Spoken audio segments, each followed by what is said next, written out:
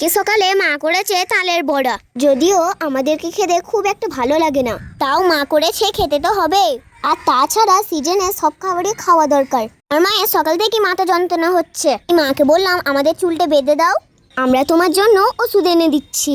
আর এদিকে সকাল থেকে শুরু হয়েছে পানি পানি হোক আর যাই হোক, মায়ের জন্য সব করতে পারি, তাই ছাতা নিয়ে দুই বোনে বেরিয়ে পড়লাম। জানো, ওষুধের দোকানটা একটু দূরে, আমি জানি। এখন আমার মা ছুটতে ছাদে উঠে পড়েছে।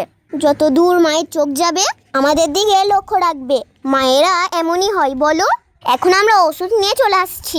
আমাদের রাস্তাটা কাদা হয়ে গেছে, তাই আমরা নাচতে নাচতে মাম্পি দিদির রাস্তা দিয়ে বাড়ি আসছি। দুপুরে ভাত খাবার পর তার আবার খিদে পায়। জানো, আমার আব্বুর পায়। আব্বুর আবদার হয়েছে বেঁচে যাওয়া আলছানা দিয়ে আলু রুটি খাবে। এটা শুনে তো মা খুবই রেগে গেছে। আর আমরা আব্বুর হয়ে কথা বলেছি বলে আমাদেরকে শাস্তি দিচ্ছে আলু রুটি করার জন্য। তবে শাস্তিটা দারুণ। আটা নিয়ে খেলা তো করতে পারবো। আটাটা মাখার আগে হাতটা ভালো করে ধুয়ে নিয়েছি। আর বুনু রেডি করছে আলুটা। তারপর মায়ের কথা মতো অল্প অল্প পানি দিয়ে আটা মেখে নিচ্ছি। ওই একবার হাত দিয়াই হলো, আমাদের হাত থেকে মা নিয়ে মাই মেখে দিচ্ছে। মা আটা মাখছে আর শুনছে আমাদের সারাদিনের স্কুলের গল্প।